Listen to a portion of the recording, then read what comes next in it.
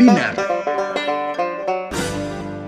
Bincang-bincang narkoba. Halo Sobat Binar. Nah, kembali lagi di acara Binar, Bincang-bincang Narkoba.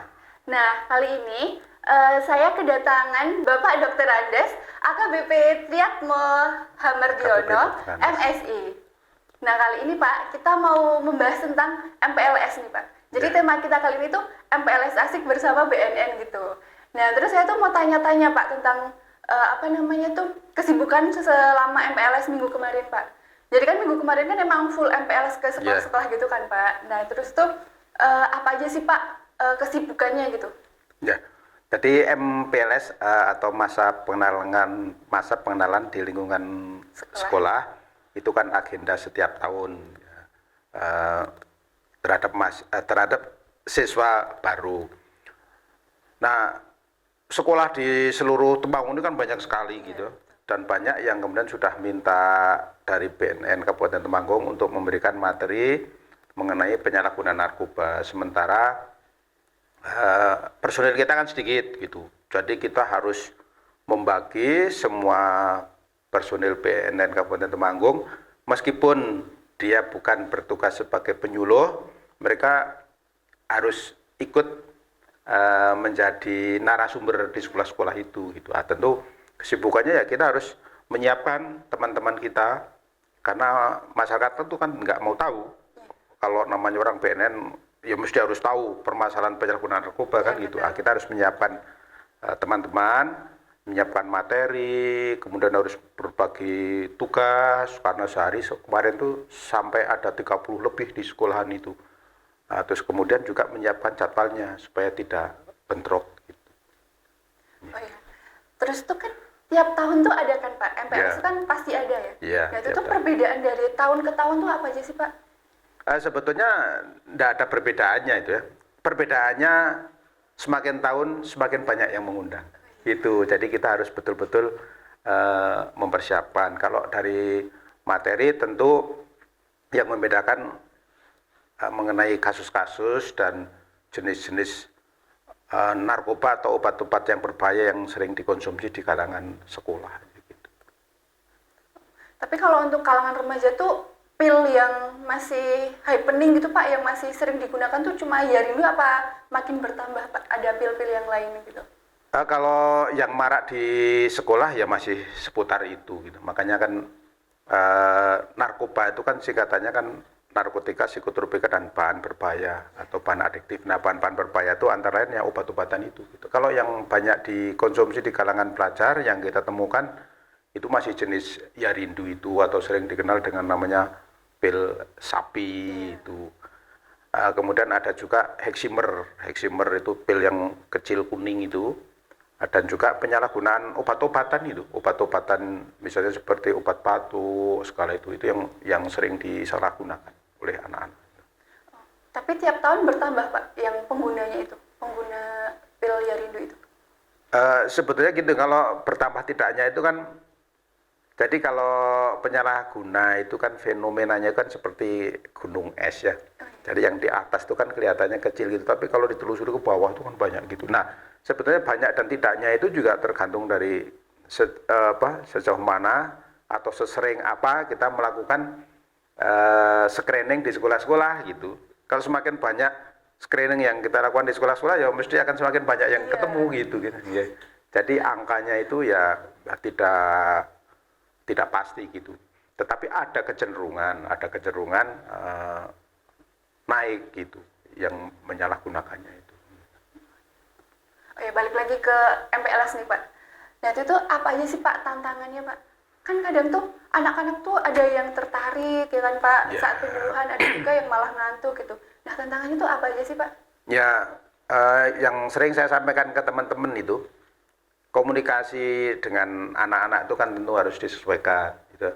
Jadi misalnya kita memberikan materi yang terlalu serius gitu, pasti akan jenuh anak-anak itu kan, karena mereka ini kan yang SMP ini kan baru dari SD lulus, selesai SMA itu kan baru anak SMP yang lulus gitu kan, terus disesuaikan bahasanya itu yang mudah diterima gitu, bahasa-bahasa yang mudah gitu. Jadi tidak sulit untuk dimana, dan juga memakai metode-metode yang menyenangkan gitu. Misalnya kita selingi dengan game, permainan, kemudian bernyanyi segala itu. Intinya biar mereka juga tertarik gitu untuk mendengarkan, tidak ngantuk gitu kan.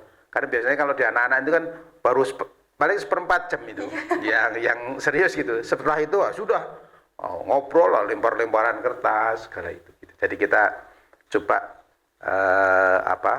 variasi gitu, cara menyampaikannya supaya tidak serius banget. Tapi saat ada yang lempar-lemparan kertas kayak gitu Pak, terus apa yang dilakukan Bapak gitu?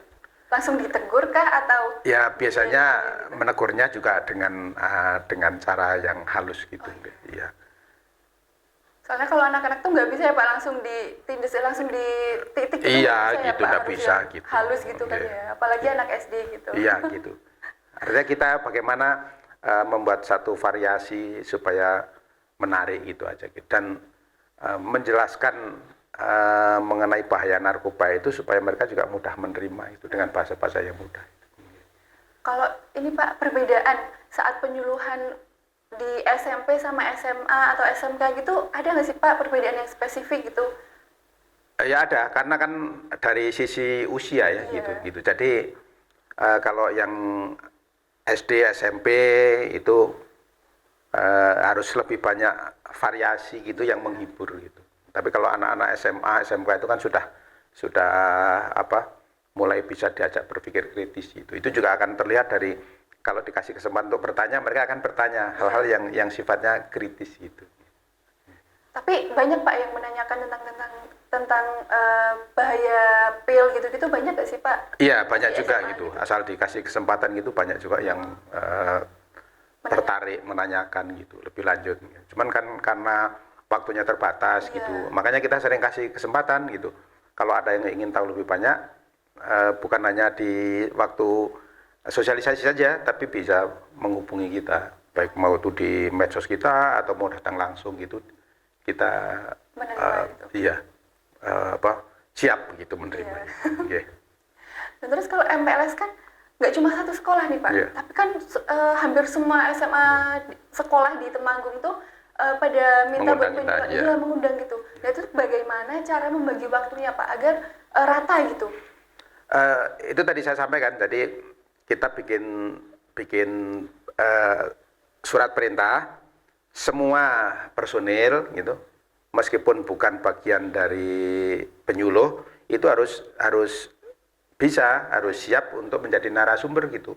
Sebelum MPLS itu kita sudah berikan materi seperti pembekalan gitu pada teman-teman gitu. Kemudian oleh P2M di bagian pencegahan itu dibikinkanlah jadwal gitu. Jadwal supaya nanti tidak terjadi tabrakan, bentrokan gitu. Jadi ada yang kalau misalnya mintanya cuma satu orang ya kita kirim satu orang, tapi kadang ada yang satu sekolahan tuh minta 3 kelas, 4 kelas, nah itu kadang-kadang yang harus kita pecah-pecah, itu yang agak sulit. Tapi kalau misal penyuluhan kan biasanya di bagian P2M atau Humas gitu kan Pak. Nah kalau selain divisi itu tuh mereka langsung menerima gitu, apa ada kayak penolakan gitu sih Pak? Oh enggak sih gitu, kan saya selalu sampaikan gitu bahwa masyarakat itu tidak peduli. Begitu dia tahunya orang BNN, dia nggak akan peduli. Dia itu mau bagian di umum, bagian keuangan atau bagian di misalnya di pemberantasan ataukah di rehabilitasi gitu, enggak. Mereka kan enggak tahu. Taunya orang BNN ya mesti bisa gitu, mesti tahu apa itu penyalahgunaan narkoba. Karena itu selalu saya sampaikan bahwa teman-teman selalu harus belajar gitu. Lalu Pak, harapan Bapak setelah adanya penyuluhan ke sekolah-sekolah itu apa sih Pak? Ya jadi MPLS ini kan hanya menjadi agenda di awal pelajaran, di awal tahun pelajaran gitu kan. Kita selalu sampaikan kepada Bapak dan Ibu guru ya untuk jangan sungkan-sungkan untuk menghubungi BNN gitu. Karena ini masih ada tindak lanjutnya gitu kan. Misalnya nanti sebagai bahan antisipasi atau pencegahan dini, kita kan juga siap misalnya diundang untuk melakukan tes urin, kemudian melakukan screening gitu, barangkali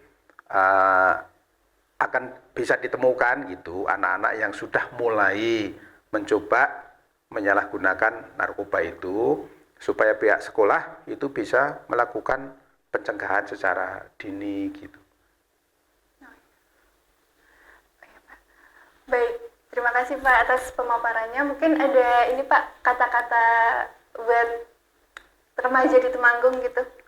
Ya, saya selalu sampaikan begini ya, di penutup setiap kegiatan MPLS itu, saya selalu sampaikan kepada anak-anak, ya, terutama pelajar itu, kalau orang tua kalian itu tidak cukup kaya atau tidak mampu, tetapi masih berjuang untuk menyekolahkan kamu, maka hargai pengorbanan orang tuamu itu. Ya, jangan khianati pengorbanan orang tuamu. Kadang orang tua itu pura-pura sehat padahal sakit supaya bisa bekerja. Tetapi banyak dari siswa-siswa itu yang sehat tapi pura-pura sakit supaya nggak sekolah gitu. Jadi sekali lagi, hargai pengorbanan orang tuamu. Kalau kalian mau berbuat aneh-aneh, ingat itu bagaimana ngerkosone orang tua mencari nafkah supaya bisa menyekolahkan kamu. Pasti kamu tidak akan berbuat yang neko-neko. Oh iya Pak, satu lagi Pak, kalau mau penyuluhan gitu Pak, mengundang dari pihak BNN, mau penyuluhan gitu, bisa langsung online apa harus ke kantor sih Pak? Ya silakan, mau berkirim surat bisa, mau kemudian lewat medsos kita juga bisa gitu. Kita siap. Yang terpenting nanti kita akan jadwalkan apabila tidak ada kegiatan yang mendesak dan berbarengan, kita pasti akan datang. Oh iya, berarti kalau lewat medsos langsung ke DM aja ya Pak berarti? Ya boleh DM gitu, atau suratnya itu di PDF kan dikirim ke kita juga bisa. Gitu. Berarti bisa lewat DM sama datang langsung ke kantor Ya ya bisa Pak? berkirim surat bisa Iya. juga. Gitu. Oke, Pak, terima kasih atas kesempatannya sama-sama. Pak telah meluangkan waktu di podcast Binar kali ini. Semoga kita bisa bertemu lagi di lain kesempatan. Amin. Nah itu dia Sobat Binar, perbincangan kita selama MPLS kemarin. Nah semoga dari perbincangan kita tuh bisa bermanfaat ya Pak untuk kalangan remaja semuanya di Kabupaten Temanggung dan juga luar Temanggung. Mari kita wujudkan sekolah yang bebas dari narkoba. Berani tolak, berani rehab, berani lapor.